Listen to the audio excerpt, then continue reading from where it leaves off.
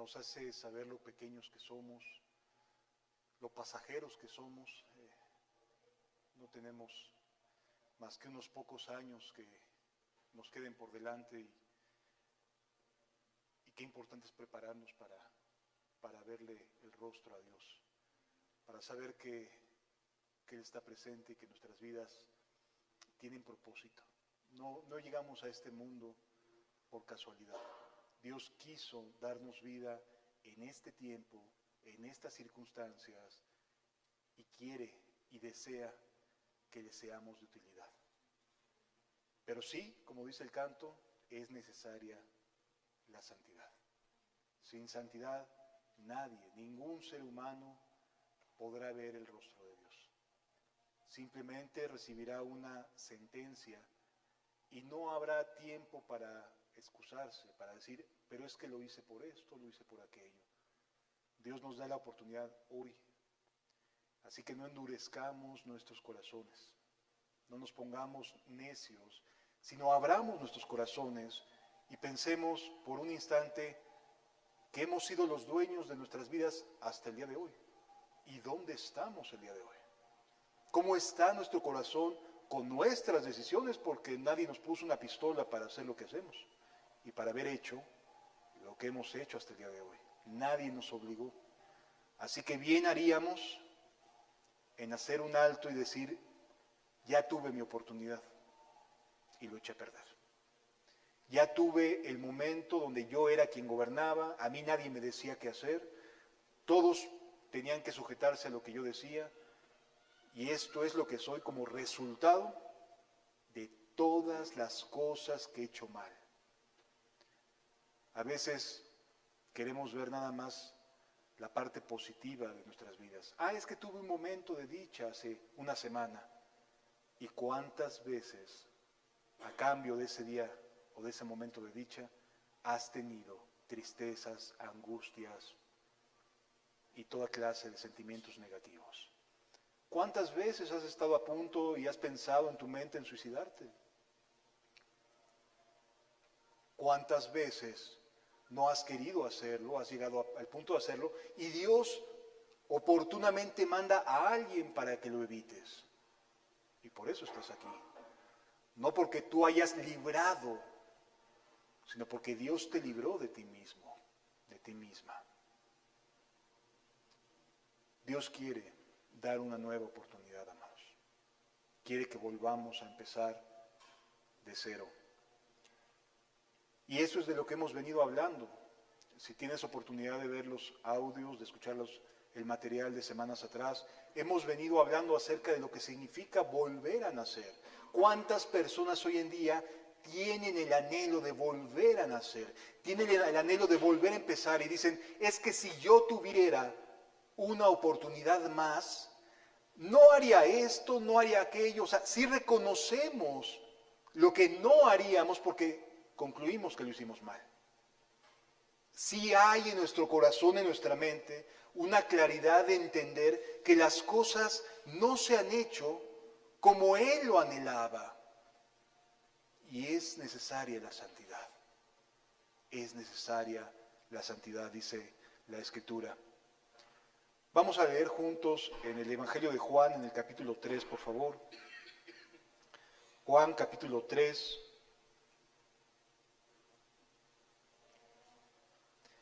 Jesús está en una de las conversaciones más icónicas, más importantes, que deberían de arrojarnos suficiente luz a cada uno de nosotros para entender que necesitamos volver a nacer. Que no se trata solamente de una hojalateada y pintura a nuestra vida.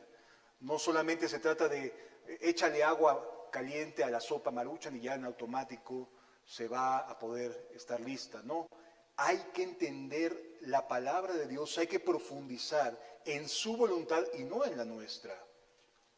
La Escritura dice a partir del versículo, en Juan capítulo 3, a partir del versículo número 5. Nos encontramos en un momento de una plática, de una charla que está teniendo Jesús con alguien profundamente religioso, con una persona que desde pequeño nació en un ambiente religioso, creció a los pies de un erudito de aquella época, porque para ser rabí entre los judíos era necesario tener una escuela rabínica a la cual adherirse, la cual poder seguir. Como hoy decir, tengo que tener una manera de pensar, un pensamiento, una teología, una iglesia, etc. También en aquella época los rabinos acreditaban los estudios de sus estudiantes, de sus discípulos, ¿sí? Y entonces, de acuerdo al dónde creciste, es la clase del pensamiento que tenías y por la que se te conocía. Las cartas credenciales eran las de los maestros otorgadas a los estudiantes. Y aquí tenemos a un principal hablando con Jesús, a uno de estos maestros que ha educado a muchas personas, Nicodemo.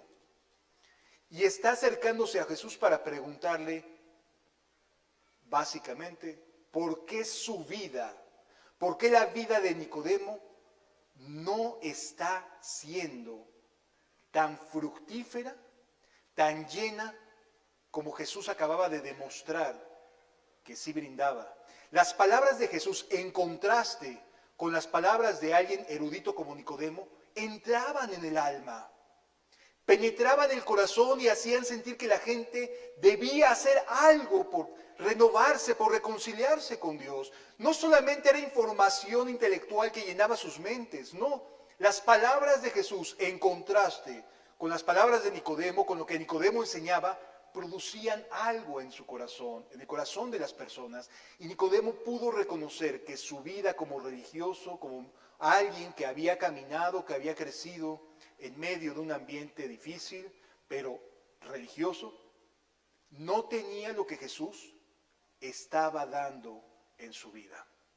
Por lo tanto, nos encontramos ante un evento en el cual Nicodemo, aunque no lo dice de manera textual, abierta, al acercarse a Jesús está diciendo, yo no tengo lo que tú. Y amados, ¿cuántas veces nos acercamos con Dios pidiéndole cosas en lugar de entender que nos debemos de acercar a Él diciendo, yo no tengo lo que tú no me ofreces, no lo estoy pudiendo vivir, no tengo paz, no tengo amor, no tengo ayuda, siempre estoy inconstante, insaciable, siempre algo debe de estar en mí y siempre tengo un pero para todo. Y entonces esa persona siempre está insatisfecha aunque tenga conocimientos, aunque tenga su religión, ¿sí? La Escritura entonces nos acerca a Jesús y a otro erudito, a alguien que no puede vivir lo que Jesús sí está viviendo y enseñando. Y Jesús le responde a esta incógnita diciéndole, respondió Jesús, de cierto te digo, que el que no naciere de agua y del Espíritu no puede entrar en el reino de Dios. No hay forma, no lo intentes de otra manera. No trates de convencerte a ti mismo que haciendo una pequeña reforma por aquí, alguna leve acción por acá, ya puedo aspirar. No hay manera, se necesita un nuevo nacimiento. Se necesita un nuevo comienzo. No hay otra forma de poder entrar en paz con Dios al reino de los cielos que volviendo a nacer. Y entonces la pregunta lógica es, bueno, ¿y cómo le hago? Y Jesús mismo se los explica. Continúa diciendo el versículo 6. Lo que es nacido de la carne, carne es. Es decir, no se trata de un cambio biológico, físico, no se trata de rejuvenecer, de volverse niño de manera literal. No tiene nada que ver con eso. Lo que es carne, carne es. Pero lo que hay adentro de estos cuerpos, de nuestra mente, eso sí puede tener un comienzo nuevo. Lo que hay dentro de ti, tus pensamientos, tu forma de ver la vida, la manera en la que tratas a tu prójimo, la manera en la que te relacionas con Dios, todo esto sí puede tener un cambio, sí puede haber un volver a empezar. No de afuera, sino interno. Lo que es nacido de la carne, carne es, le dice Jesús. Como diciendo, a ver, no te metas en cosas que no son. Yo me estoy refiriendo a lo que es nacido del Espíritu. Espíritu es. De cierto te digo que el que no naciere de agua no puede entrar al reino de Dios. Lo que es nacido de la carne, carne es. Y lo que es nacido del Espíritu, ay, sí, ya cambia la cosa. Dios te está invitando a que vuelvas a nacer de adentro. Tus emociones, tus sentimientos, tus objetivos, lo que anhelas, lo que quieres para tu vida, que sea un volver a nacer. No solamente se trata de que agregues a Dios a tu vida. Cualquiera puede agregar a Dios a su vida y tener el concepto de Dios en su vida. Es más, no solamente puede tener el concepto de Dios en su vida, puede asumir como verdaderas cosas que Dios ha enseñado, pero no ha vuelto a nacer. Volver a nacer va mucho más allá de solo aceptar consejos de Dios, de solamente pensar, ah, sí, Dios tiene razón. ¿Y eso cómo te afecta? Si crees que Dios tiene razón, ¿cómo te afecta a ti? ¿Qué es lo que produce dentro de tu alma? Y entonces continúa la escritura diciendo, versículo 7, no te maravilles de que te dije, os es necesario volver a nacer. El viento sopla, dice, el viento sopla de donde quiere, y oyes su sonido, mas ni sabes de dónde viene, ni a dónde va. Así es todo aquel que es nacido de Dios. Aquí Jesús coloca una evidencia de alguien que ha nacido de Dios. ¿Cuál es esta evidencia que ha nacido de Dios? Que viene y va sin temor a nada. No está preocupado por el afán del día a día. No está inquieto por el qué dirán.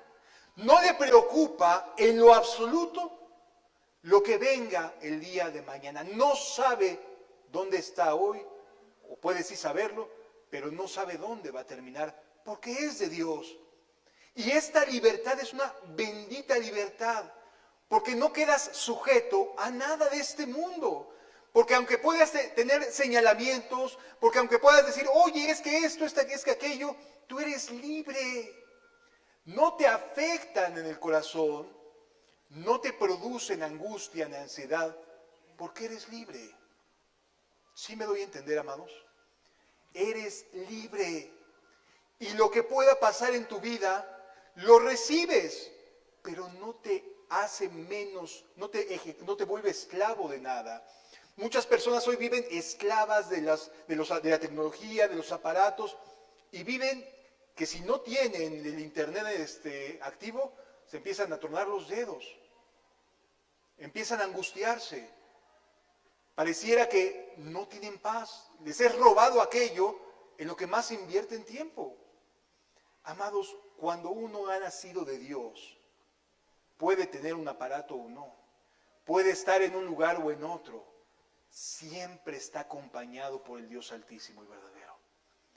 Y eso, ¿quién lo puede quitar? ¿Quién puede hacer o incomodarte de tal manera que te robe la paz? Si Dios, quien es el que da la paz, está a tu lado. No lo hay. No tienes temor. Sí, por supuesto, sabes y estás consciente de que hay que hacer cosas y hay que tener responsabilidades, esto y aquello, pero no son lo que pesa en tu vida, porque eres libre. Así es todo aquel que ha nacido de Dios. Es libre. De lo que este mundo quiere atar, el nacido de Dios es verdaderamente libre. Respondiendo Nicodemo, dice el versículo 9, le dijo, ¿cómo puede hacerse esto? Y esta es la pregunta que vamos a responder el día de hoy. ¿Cómo puede hacerse esto? ¿De qué se trata esto de volver a nacer? ¿Cómo ocurre? Versículo número 11 dice, de cierto te digo que lo que sabemos, perdón, el versículo 10 dice, respondió Jesús y le dijo, ¿eres tú maestro de Israel y no sabes esto? A ver, momento, como diciéndole Jesús, Observa lo que estás preguntando. Porque esta enseñanza es básica en toda la Escritura. Volver a nacer no es una cuestión de interpretación, ¿eh? Es algo que Jesús dice, está ahí en la Escritura. En el Antiguo Testamento está descrito lo que significa volver a nacer. ¿Eres tú maestro de Israel y no sabes esto? Pues entonces, ¿qué estás enseñando? ¿Qué estás escuchando si no te han dicho cómo se vuelve a nacer? ¿A quiénes has oído? ¿De qué predicadores echas mano que no te han dicho cómo volver a nacer? Que no te han explicado, desde el Antiguo Testamento está escrito, cómo volver a empezar, cómo volver a nacer. Porque no es una oración, amados. No vayas a pensar en lo que te dicen cuando te invitan a que aceptes a Jesús en tu corazón y que ya en automático eres cristiano. No. Hay un nuevo nacimiento y está descrito en la Biblia. Y no vayamos a estar pensando que porque hacemos ciertas cosas bien, ya estamos del otro lado. No, está descrito en el Antiguo Testamento. Y es desde donde vamos a empezar para ir hacia el Nuevo Testamento. Vamos a leer juntos en el Antiguo Testamento el libro de Ezequiel. El libro de Ezequiel es de los llamados profetas mayores. En el capítulo número 36.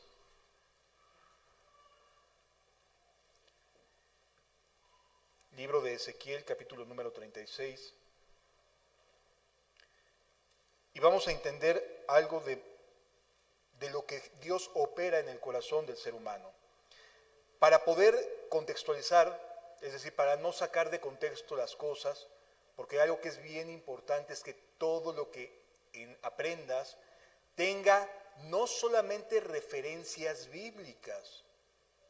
No vayas a pensar que por el hecho de que ya me mencionaron un texto, o dos textos, o tres textos, ya en automático tengo que creerlo en esos términos, o de esa manera. No. Tiene que haber la escritura completa, este mismo pensamiento de Dios continuamente. Si no hay el pensamiento divino, el pensamiento de Dios en la armonía bíblica, no solamente en 2 o 3 pasajes, sino en la Biblia completa, entonces tienes todo el derecho para dudar y cuestionar. ¿Sí? Tiene que estar en la Biblia, dentro de toda la Escritura. La suma de la palabra de Dios es verdad. Entonces, leamos a partir del versículo número 16. Está Ezequiel y dice, vino a mí palabra de Jehová diciendo, hijo de hombre, mientras la casa de Israel moraba en su tierra, recordemos que la casa de Israel es lo que vendría siendo la sombra de lo que hoy es un creyente. Entonces, cuando leamos la casa de Israel o hablemos del pueblo de Israel, podemos perfectamente aplicarlo a nuestras vidas si nos decimos creyentes. Dice entonces, hijo de hombre, mira, mientras la casa de Israel, o sea, mientras los creyentes, los cristianos, moraban en su tierra, la contaminó con sus caminos y con sus obras. ¿Cómo se contaminó la tierra? ¿Cómo se causó la corrupción? A través de las maldades del pueblo, de los pueblos y particularmente de aquellos que tenían en su mano el poder enseñar a Dios y no lo hicieron. Hijo de hombre, mientras la casa de Israel moraba en su tierra, la contaminó. O sea, el propio pueblo contaminó su casa. El propio pueblo hizo daño en el ambiente en el cual creció y vivió. Afectó su vida y esto es muy parecido a lo que hoy tienes delante de ti. Yo quiero invitarte de verdad de la manera más sincera. Coloca tu vida delante de ti, tus acciones. Coloca tus acciones delante de ti, pregúntate, ¿yo no he contaminado mi casa? ¿Soy un ejemplo para mis hijos? ¿Soy un ejemplo para los que me rodean? ¿No he contaminado mi casa? la Biblia me dice, mientras estuviste ahí, contaminaste con tus caminos. ¿Qué es un camino en la Biblia? Por las decisiones que hemos avanzado, las cosas que hemos hecho, esos son nuestros caminos. Las cosas en las cuales hemos proyectado nuestra vida y avanzamos sin importarnos la gente que nos rodea. Aquí la Biblia me enseña que contamina el ser humano su casa, su tierra, su ambiente, con sus caminos. Las decisiones que tomas afectan a la gente que te rodea. No vayas a pensar esta teoría moderna de que es mi vida y qué. Pues sí, pero siempre tus decisiones van a afectar tu entorno. No nada más es tu vida, ¿eh? Dios no nada más te va a ver a ti y va a decir, ah, pues mira, era tu vida. Va a voltear y ver a tus hijos, a tu familia, y va a decir, ¿y tu camino no fue afectado por ti? ¿Y la gente que te rodea no fue afectada por ti? Tus caminos y tus obras sí contaminan en tu entorno, sí afectan, sí corrompen. Y si todos le vamos sumando nuestros propios caminos y nuestras propias obras, por eso el mundo está como está. No vayamos a pensar en otra cosa. Estamos como estamos por nuestro propio camino y nuestras propias obras. Y mientras más humanos somos, mientras más gente en el mundo hay, mientras más de explosión demográfica hay, se entiende por qué razón estamos como estamos el día de hoy. Contaminó con sus caminos y con sus obras. Y luego hace un comparativo en la última expresión. Como inmundicia de menstruosa fue su camino delante de mí. Ahora no vayan a ofenderse las mujeres, las hermanas, no se refiere a que sea malo menstruar, no. Se refiere al paño con sangre que todas las mujeres normalmente tratan de ocultar o de poner en una bolsa aparte, etcétera, porque no es algo que quiera cualquiera que entre a un baño quiera estar viendo ahí en el bote de la basura, por ejemplo. ¿Sí? Esa es la idea que Dios quiere transmitir. Esa es la idea que Dios quiere tratar. O sea, hoy en día, con todas las libertades que podamos pensar, las mujeres buscan la manera de hacer un envoltorio para poner sus toallas. Porque no es agradable estar viendo la menstruación. ¿Sí me doy a entender? No vayamos a pensar que Dios está en contra de las mujeres. No, Dios hizo las mujeres y las creó de esta manera. Quiso que hubiese menstruación. Pero aún así, la menstruación tiene que buscarse dónde colocarse para que no genere mal olor, para que no genere un mal ambiente dentro del lugar donde se colocan las toallas femeninas hoy en día. ¿Sí? La idea que Dios quiere transmitir es eso, hay que ponerse en otro lado. No es agradable, no es algo que la gente le esté atrayendo. ¿Sí me doy a entender, amados? La sangre no es atractiva. Son una persona enfermita en su mente, considera que la sangre puede ser atractiva. Y bueno, creo que Dios en su misericordia nos enseña que no es así. Versículo 18. Esto tuvo una consecuencia. Dios no estuvo con las manos cruzadas, no se sentó a decir, pues déjalos. La consecuencia, dice el versículo 18, y derramé mi ira sobre ellos por la sangre que derramaron sobre la tierra, porque con sus ídolos la contaminaron. ¿Cómo se contaminó la tierra? Por la corrupción, por los malos caminos, pero aquí agrega Dios algo más, ídolos. ¿Qué es un ídolo? De inmediato piensas en una imagen, ¿no? Un ídolo es una imagen, una estatua, y piensas a lo mejor en un Buda, y piensas a lo mejor en otras religiones con sus propias deidades hechas de tierra o hechas de distinto tipo de material, y piensas que eso es un ídolo. Y es correcto, esas son ídolos. Pero Israel tenía una característica muy peculiar. Ellos sabían perfectamente, al igual que tú, lo que es un ídolo. y tenían su propia religión. Entonces, ¿qué hacían? Fusionaban las otras religiones o los otros pensamientos a su pensamiento como israelita, a lo que habían oído desde pequeños. Y entonces mezclaban sus pensamientos y decían, bueno, sí, Dios dice esto, pero yo no le veo nada de malo a esto otro. Bueno, sí, Dios dice aquello, pero yo no veo ningún problema en hacer esto otro. Y entonces comenzaron a mezclar. De hecho, este profeta Ezequiel se encuentra en la cautividad, es un profeta de la cautividad cuando el pueblo de Israel fue llevado a una ciudad llamada Babilonia en aquella época. Y en ese lugar había politeísmo, no había problema, cualquiera podía ejercer su religión y su preferencia de creencia de la manera libre que quisiera, no había problema. Y entonces esta libertad permitió la fusión de ideas y de pensamientos, de tal manera que el pueblo de Israel cuando llega se fusiona en sus pensamientos y se generan ídolos, no solamente físicos, sino también espirituales, ¿sí? Se generan ídolos en el corazón, dentro de su forma de vida.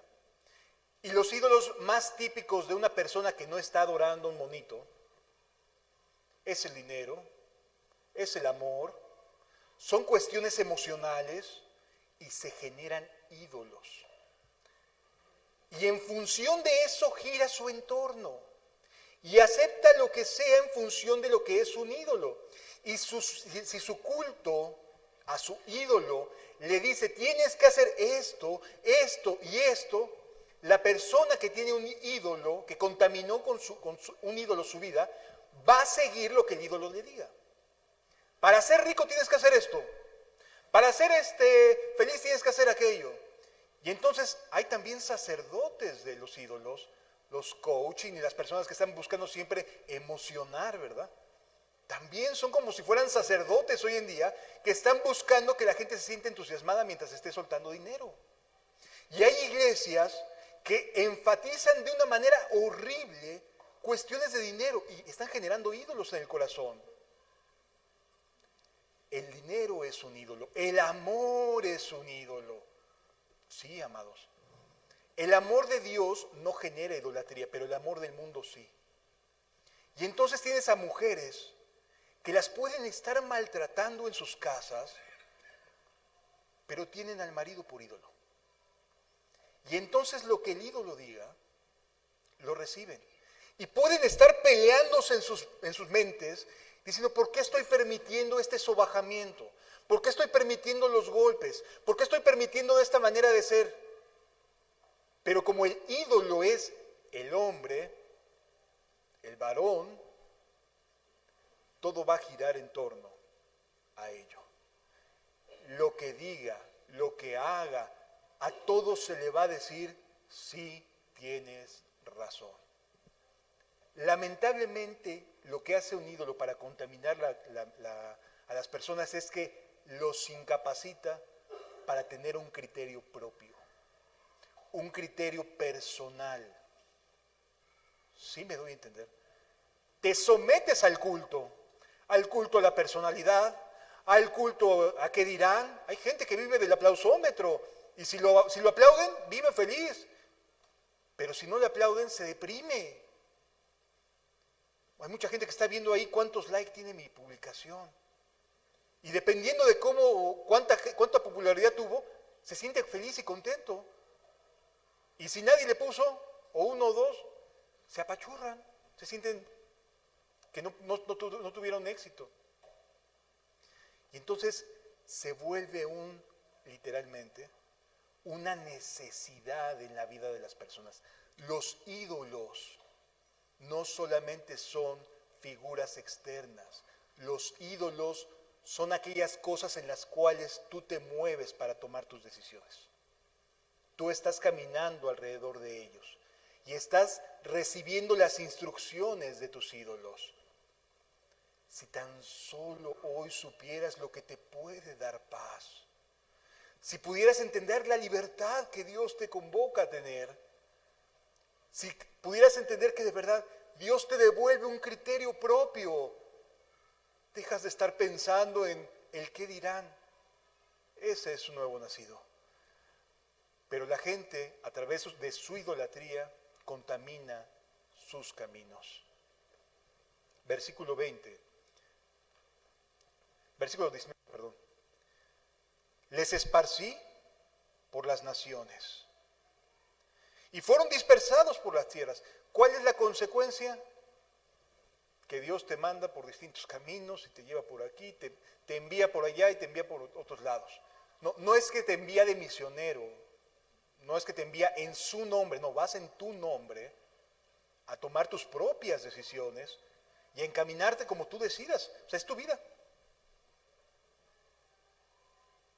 Y lo penoso es que Israel llevaba un nombre puesto sobre sí mismo, que eran el pueblo de Dios. Dice, y los esparcí por las naciones y fueron dispersados por las tierras conforme a sus caminos y conforme a sus obras los juzgué. ¿Conforme a qué juzgó Dios a Israel? Conforme a sus caminos y conforme a sus obras. Y cuando llegaron a las naciones a donde fueron, bueno, a lo mejor reflexionan un poquito, ¿no? Diría uno, ya cambió de ambiente. Amado, he visto a tantas personas cambiar de ambientes y seguir siendo las mismas, que no existe duda de que lo que necesita es un nuevo nacimiento. Cuando las personas dicen, no, ya quiero salirme de aquí, ya estoy fastidiado, ya estoy cansado, ya mi jefe esto, ya la compañera aquella, y empieza uno a planear, es porque ya estás incómodo y quieres darle la vuelta al ambiente en el cual estás. El detalle es que tu corazón no supo estar en paz donde estabas, no supo entender que ahí Dios te puede bendecir, te puede ayudar y te puede cambiar. Y lo que crees que necesitas es un cambio de ambiente. Platicaba con una persona que culpaba a las iglesias y a otros hermanos de que se hubiera alejado de Dios. Y decía, es que allá esto, es que allá aquello. Y empezaba a culpar a la gente. Digo, oye, pero Dios te llamó a ti. Eres tú el convocado a amar. Eres tú la convocada a seguir a Jesús. ¿Por qué pones de pretexto lo que otras personas hacen para no responderle a Dios? Porque eres tú el que está diciendo no. Y tu no es para con Dios, independientemente de a quién quieres culpar por ello. Amado, de verdad, haz un alto en tu vida. Detente. Cambiar de ambiente no te va a cambiar a ti. Eres la misma persona donde quiera que te encuentres. Donde quiera que estés. Y cuando llegaron a las naciones, dice el versículo 20, donde fueron, profanaron mi santo nombre, diciéndose de ellos, estos son pueblo de Jehová y de la tierra de él han salido. Ay, este es cristiano, este es hermano. Y entonces profanan el nombre de Dios. ¿Qué es profanar? La palabra profanar viene de la palabra hebrea que implica perforar. Entonces, perforan el nombre de Dios. Perforan lo que Dios sí quiere hacer. Dios quiere salvar al mundo, pero por causa de nuestras perforaciones, de nuestra manera de vivir, la gente no quiere. O bueno, en realidad nos usa de pretexto. Pero el nombre de Dios es profanado. La gente decide no acercarse. Continúa diciendo la palabra de Dios. Pero he tenido dolor, versículo 21, he tenido dolor al ver mi santo nombre profanado por la casa de Israel entre las naciones a donde fueron. A Dios le duele nuestra mala conducta. A Dios le pesa lo que hacemos mal. No vayas a pensar que eres ajeno. Tú le causas dolor a Dios porque Él ha puesto su nombre sobre ti. Le pesa en su corazón. Le duele. No no está contento con tu vida. No está feliz. Tus caminos ya contaminaron a otras personas. Tu forma de proceder, tu forma de reaccionar, ya contaminó a otros. Ah, pues mira, si él es bien cristiano y reacciona así. Porque, amado, todos recibimos malas noticias. La diferencia es cómo reaccionamos ante esas malas noticias. El que es libre sabe que Dios lo está amando a pesar de lo que está viviendo. El que ha vuelto a nacer sabe que Dios lo ama independientemente de lo que pueda ser una mala noticia. Todos recibimos malas noticias. ¿Cómo reaccionamos? ¿Cómo manifestamos las cosas que hay en el corazón? Eso define cómo está nuestro corazón y nuestra vida. ¿Sí lo vamos entendiendo hasta aquí, amados?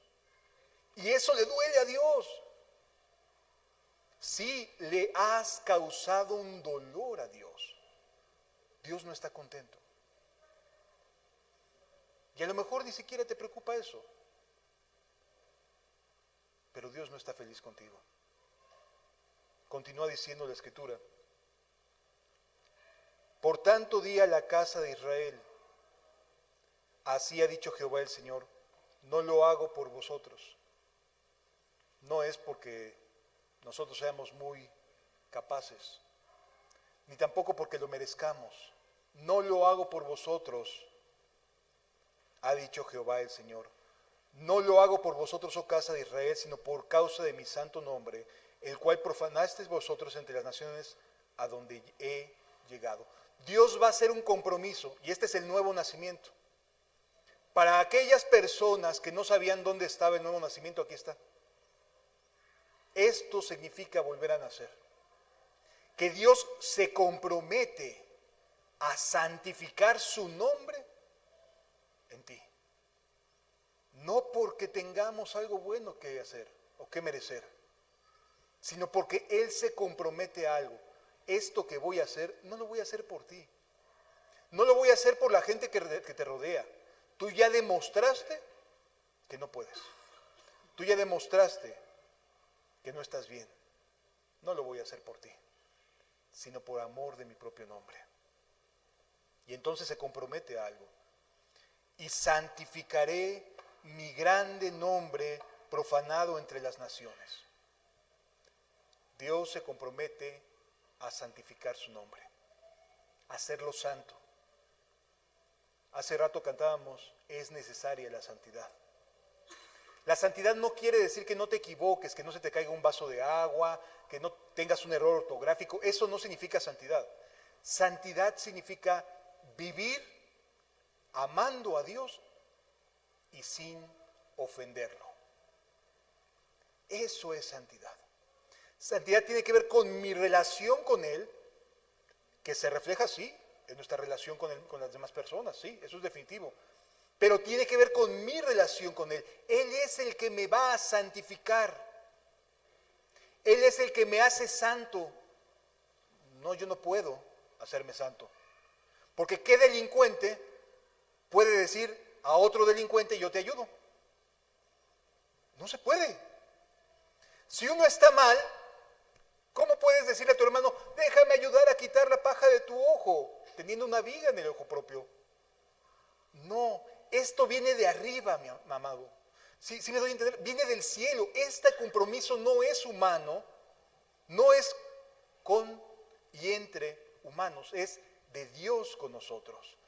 Dios se compromete contigo a santificar su nombre en ti. El cual profanasteis vosotros en medio de ellas, Jehová dice el Señor, cuando sea santificado en vosotros delante de sus ojos. Y yo os tomaré de las naciones y os recogeré de todas las tierras y os traeré a vuestro país. ¿A qué se compromete Dios? A que vuelvas a empezar. Él te esparció, ¿de acuerdo? Él te hizo que te alejaras por causa de tus malos caminos. A ver si así reaccionabas. No lo hizo porque quisiera que te portaras mal, que quede claro. Lo hace para ver si tú reaccionas de lo que significa estar lejos de tu tierra, lejos de Dios. A ver si así reaccionas un poco. No se trata de causarte daño, se trata de causarte reflexión. Pero si ni aún así entiendes, ¿qué más te queda, amado? Y entonces Dios se compromete a algo para santificar. Versículo número 25. Dice, esparciré sobre vosotros agua limpia. ¿Quién la va a esparcir? Dios. Él es el que se compromete contigo y conmigo. Él se compromete a esparcir agua limpia. ¿Por qué? Porque nosotros ya echamos a perder nuestra vida. Ya le hemos echado a perder. Hemos tomado malas decisiones. Y entonces, ¿qué hace Dios? Echarte agua encima. Y aclaro, no es agua bendita, No tiene que ver con el agua bendita que te avientan así desde algún lugar en alguna iglesia, no. Tiene que ver con una limpieza. El agua nos sirve además de para tomar, para limpiarnos, ¿no?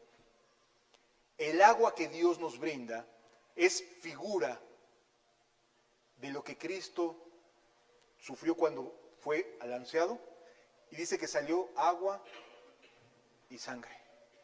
Él se compromete a limpiarnos. La primera parte de un nuevo nacimiento es esta: limpieza. Y aquí es bien importante poderlo entender. Amado, tienes que limpiar tus pensamientos. Si tú crees que mentir es algo normal, el agua de que viene de Dios, ¿qué va a hacer? Te va a cambiar tu manera de ver la mentira. Si tú crees que tomar decisiones equivocadas es normal, lo primero que va a pasar en tu vida cuando Dios decide ayudarte es que va a cambiar aquellas cosas que hoy relativizas. Lo que hoy relativizas y dices, es que todo el mundo lo hace, sí, pero Dios quiere salvarte a ti. Así que, ¿qué va a hacer? ¿Nada más limpiarte, darte nueva ropa y que sigas siendo el mismo? Necesita cambiar tus pensamientos, necesita limpiar tu manera de ver la vida. Y el agua que Él esparce te va a ayudar en ese sentido. Te va a cambiar tu manera de ver la vida. No vas a ser el mismo. No vas a ser la misma. No lo vas a hacer. Aquellas cosas que hasta el día de hoy tú has pensado que son correctas, van a ser transformadas. Aquellas cosas que hoy piensas que son normales, van a ser transformadas. No vayas a pensar, por favor, que te va a dejar igual, No. Su agua, el agua de Dios, lo que hace es limpiar. El agua que Él nos da, limpia. ¿Y seréis limpiados de qué? Dice el pasaje. De todas, ¿te va a dejar con una? No. De todas vuestras inmundicias. O sea, lo que Dios te ofrece no solamente es un retoque de aquí y de allá, Lo que Dios te ofrece es de verdad un cambio, una revolución acá en la cabeza, donde vas a empezar a ver las cosas como Dios las ve.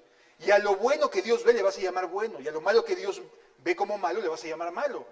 Y entonces te vas a dar cuenta que el adulterio no es una cuestión de amor y de emociones, sino que es una cuestión donde Dios te está diciendo, eso no es correcto. Y entonces te vas a dar cuenta que la fornicación no es una cuestión de interpretación propia. Cuando Dios comienza a derramar su agua, cambia tu manera de ver la vida. Dejas de llamarle a lo malo bueno y a lo bueno malo. Cambian las cosas. Y ahora vas a empezar a ver las cosas como Dios las ve. Te cambia la manera de ver la vida. Es una verdadera reeducación de acuerdo a la palabra de Dios. Esparciréis sobre vosotros aguas limpias y seréis limpiados de todas vuestras inmundicias. Y eso que va a significar que cuando tú llegues a tu casa, a tu tierra, los que están acostumbrados a escucharte decir un montón de groserías, cuando viene ese cambio, van a decir, ¿y ahora por qué no te he escuchado decir ninguna majadería? ¿Qué te está pasando? es que está cambiando tu manera de ver la vida. Está siendo transformado, ¿me entiendes? Está siendo regenerado por Dios. Y esto es algo maravilloso. Es la oportunidad que mucha gente tiene para volver a empezar. Y regenera tu manera de ver la vida. Es precioso, Dios. Es hermoso porque no te va a dejar con aquellas cosas que ya te trajeron hasta aquí hoy y que te han dañado a ti y a tu entorno, que han contaminado tus caminos y tus obras. No te va a dejar en ello, te va a transformar. Es un compromiso que Él hace con nosotros. Sí. Y seremos limpiados de todas nuestras inmundicias y de todos vuestros ídolos os limpiaré. Sí, amado. Se te va a acabar el amor por los hombres. Ya no vas a andar todo el tiempo a ver, como viendo a ver quién va a ser. Se te va a acabar. Y va a permanecer así. No vas a estar viendo cuánto dinero traigo o no en la bolsa. Eres feliz, eres libre. No vas a andar todo el tiempo pensando en las cosas que la mayoría de la gente piensa. Tu vida va a ser transformada. Y de todos vuestros ídolos os limpiaré. Y cuando Dios decide quitar ídolos, duele y pesa. Pero es necesario si queremos ser transformados. Es necesario. Tu mundo debe de dejar de girar alrededor de personas.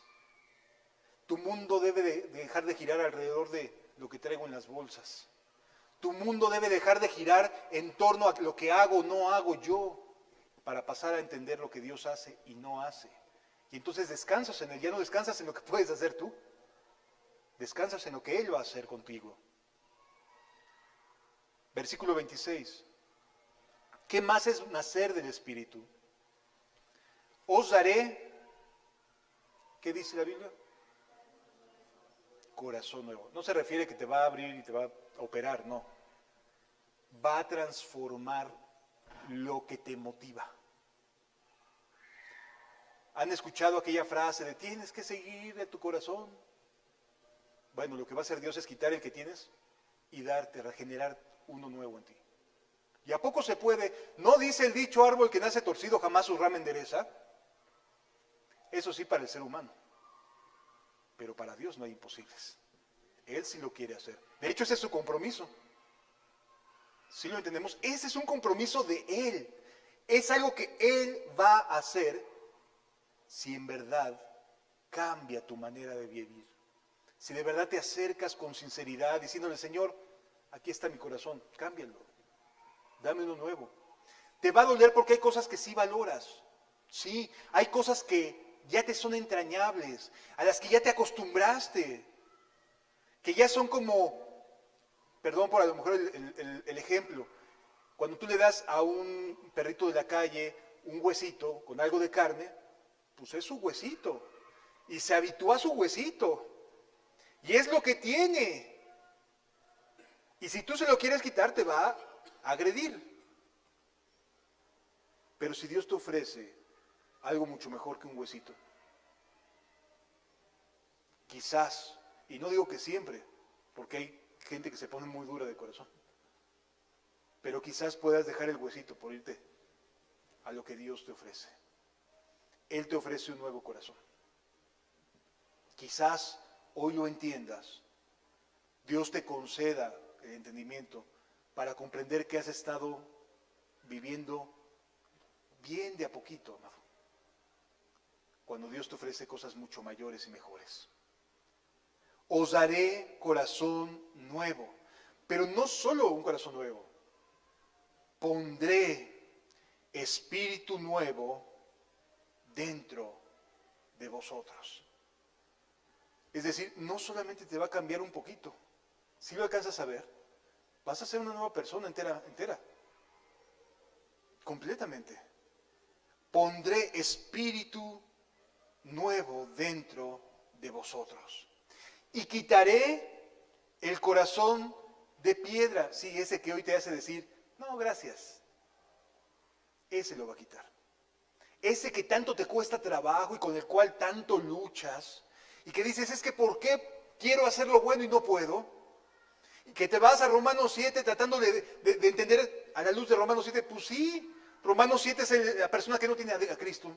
Romanos 8 sí tiene a Cristo, Romanos 7 es aquella persona que no tiene a Cristo. Y entonces, ese corazón que sabe hacer lo bueno pero no puede hacerlo, va a quitarlo Dios. Es un compromiso del Rey de Reyes y Señor de Señores. Ese corazón, ese espíritu va a ser transformado. Y os daré un corazón de carne, un corazón sensible, un corazón que no sea indiferente, que sepa amar con el amor de Dios, que sepa conducirse con el carácter de Dios. Porque, amado, reaccionar de manera enojada, pues todo el mundo lo hace. Todo el mundo. Pero cuando está una persona con un corazón nuevo, le pueden estar tundiendo, no se va a sentir feliz, pero no va a reaccionar como la mayoría de la gente reacciona.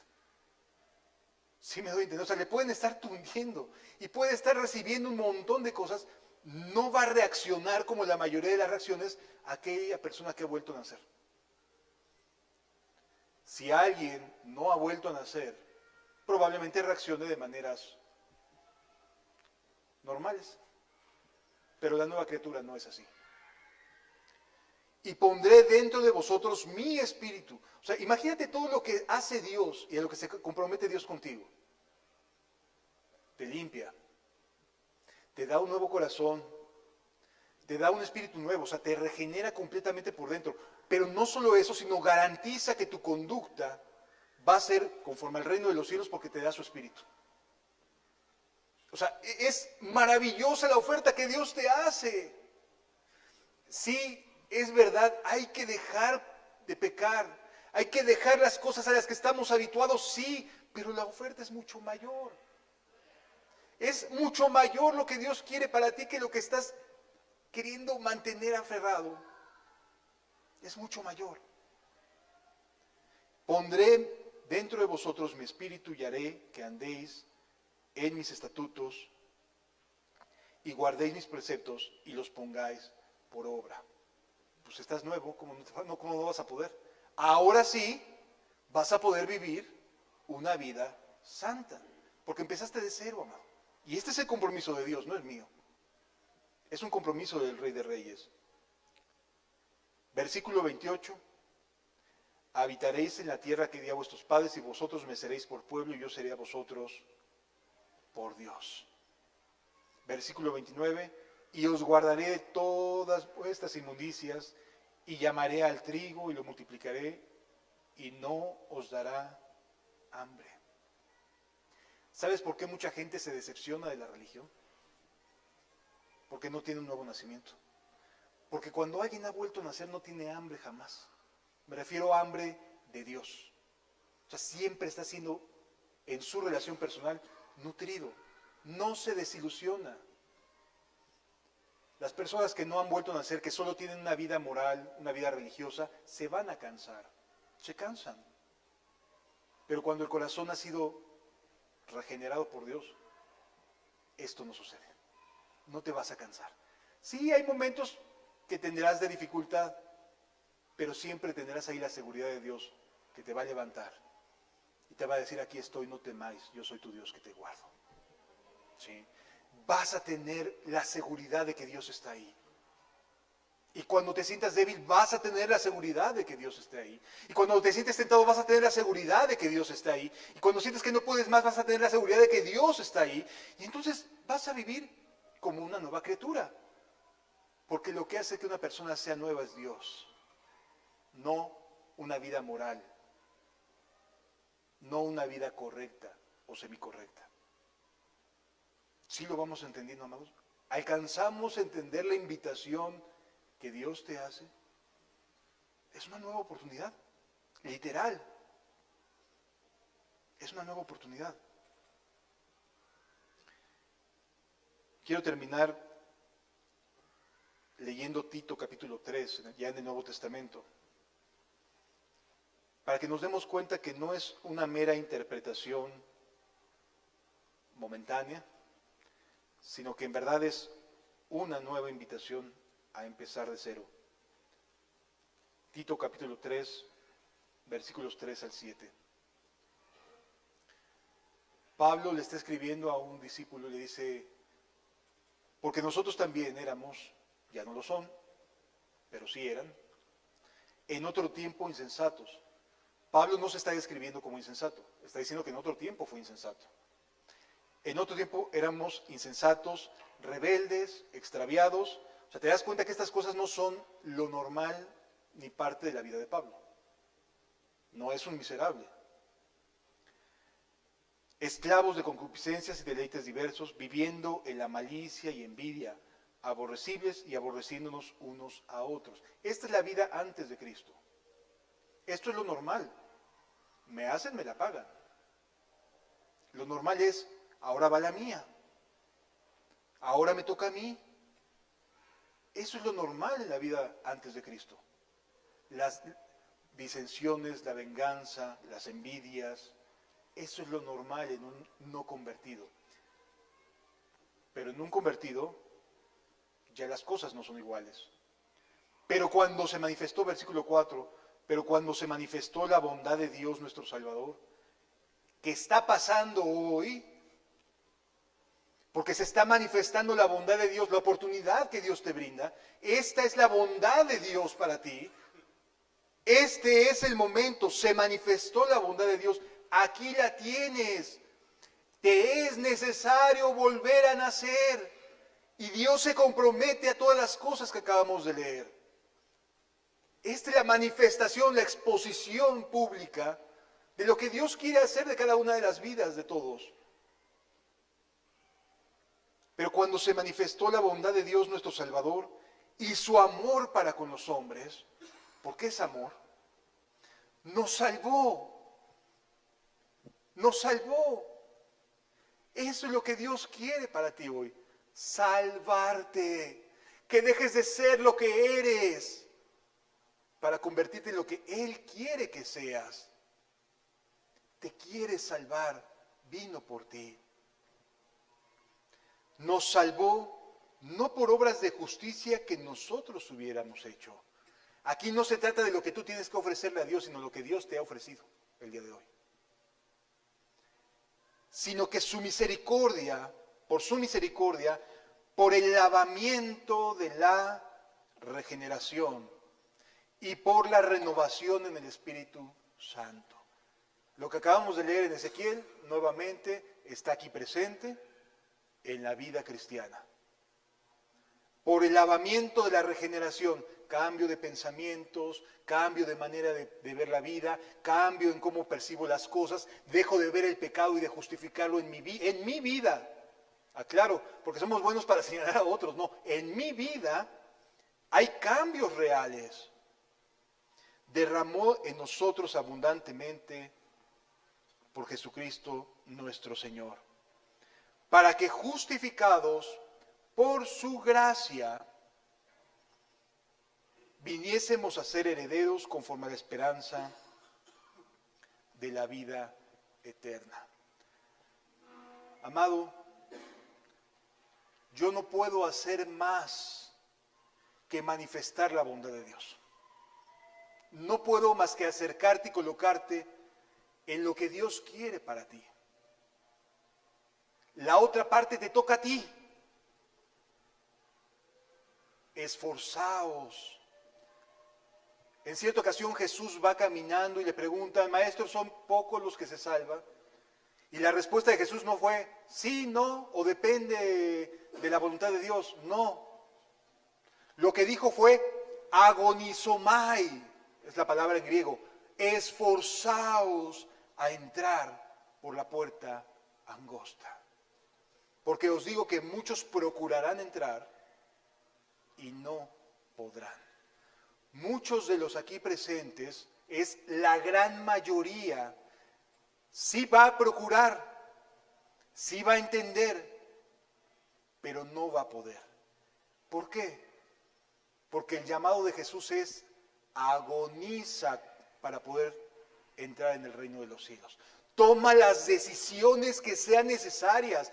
Déjate de andar de cuentos y comienza a reformar tu vida, a reestructurarla, a replantearte qué cosas son las que he hecho mal para arrepentirme de todo corazón, no volverlas a hacer, y las que hoy estoy haciendo mal, replanteármelas a la luz de las Escrituras para abandonarlas de inmediato.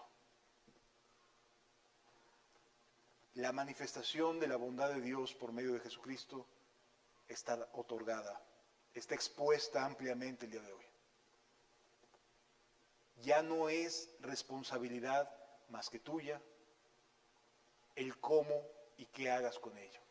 Puede ser de aquellos que se esfuerzan o puede ser de aquellos que solo procuran, pero está en tus manos. La pelota, diríamos, está en tu terreno. Ya no está en el terreno de Dios. A Él no le vas a poder culpar absolutamente de nada porque ya te demostró lo que Él quiere hacer contigo. Ya no hay excusa ni pretexto, amado. Lo que Él te ha mostrado hoy es lo que desea para tu vida. La otra parte te toca a ti. Arrepentíos y creed en el Evangelio. Esta parte, la fe, te toca a ti. ¿Sí me doy a entender, amados? Volver a nacer es lo más hermoso que puede pasar. Y para poder creer, necesitamos ver el amor de Dios en Jesucristo. La próxima semana de verdad te invito a que no faltes. Porque la próxima semana vamos a leer lo que dice Juan capítulo 3, para que sepamos de qué vamos a hablar la próxima semana. Juan capítulo 3, versículo 14.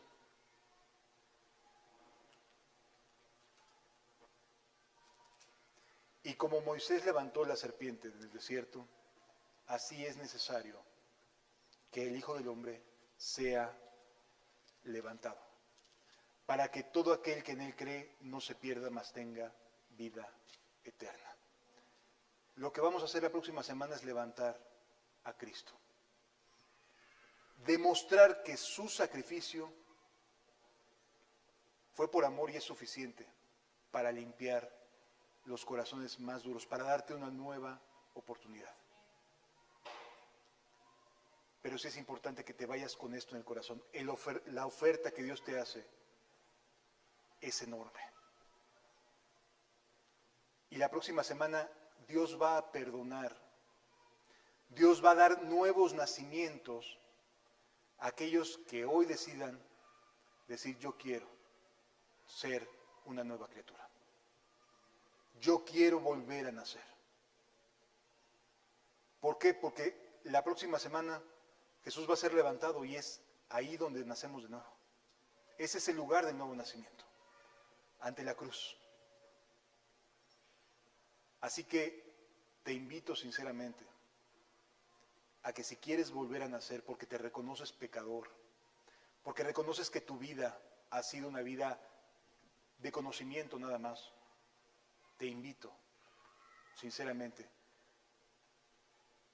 a que aceptes este ofrecimiento de Dios. Pero, amado, de verdad, lo que Dios te ofrece no es para que pienses que puedes retener algo de lo que ya tienes hasta el día de hoy. Vas a tener que reajustarte, ¿me entiendes? O sea, vas a tener que decir qué es lo que Dios me está pidiendo que deje. ¿Qué es lo que Dios me está pidiendo? Es una regeneración. Y si Dios te pide que dejes de mentir, vas a dejar de mentir. Y si Dios te pide que dejes de adulterar, vas a dejar de adulterar. Y si Dios te pide que dejes de fornicar, lo vas a hacer. Es decir, vas a someterte a Dios para que Él te limpie. Y el nuevo nacimiento vendrá la próxima semana. Si tú con tu corazón sincero, deseoso de volver a empezar, entendiendo que es, sí, borrón y cuenta nueva, pero no para que te quedes con lo que crees que vale la pena, sino para que vuelvas realmente a empezar, no faltes la próxima semana. Pero empieza desde hoy a permitirle a Dios que el agua limpie tus inmundicias. Permite que el Espíritu de Dios te redarguya y te diga, tú sabes que estás mal en esto, tú sabes que estás mal en aquello. ¿Hasta cuándo va a estar contendiendo contigo Dios? Les invito a que cerremos nuestros ojos. Padre, te ruego que contiendas y nos convenzas. Pon delante de nuestra mente las cosas que sabes tú que no están bien, Señor. Otra vez abriré ríos en el desierto, mi espíritu derramaré sobre tu generación. Voz que clama en el desierto, preparad camino al Señor, enderezad sus sendas, porque ya viene el Rey. Allanad, allanad el camino del Señor, quitad las piedras de tropiezo del pueblo del Señor. Gracias, Jesús.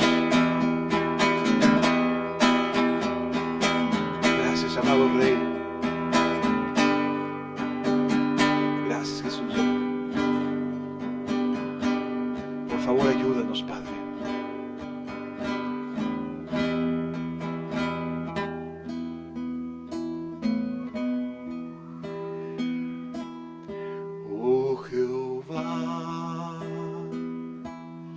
He oído tu palabra y temí en la ira. No te olvides de tu pueblo que te ama.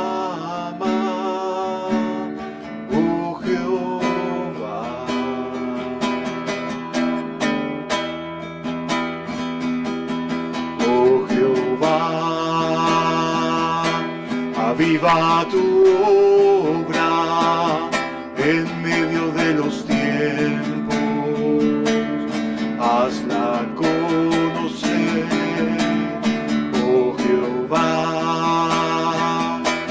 Aviva tu obra en medio de los tiempos, hazla conocer.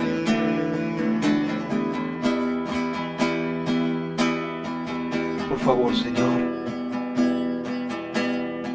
no tenemos nada bueno que ofrecerte, y por el contrario, tú nos ofreces una vida distinta, Señor.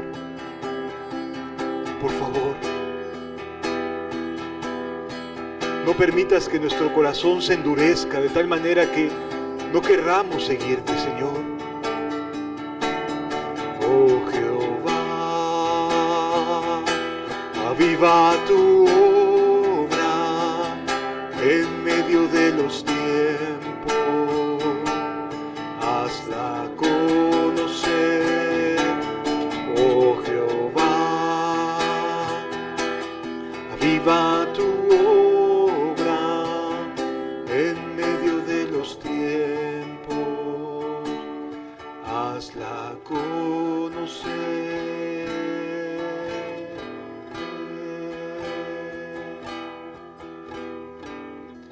Padre, gracias por lo que sé que estás haciendo en nuestros corazones. Te ruego que lleves con bien a cada uno, Señor, y que no lo dejes en paz, Señor. Angustia a cada uno, Padre, de tal manera que no podamos más que correr a ti. En el nombre de de Jesús te lo suplicamos, Señor. Es tiempo de tomar decisiones, Señor. Gracias, Señor.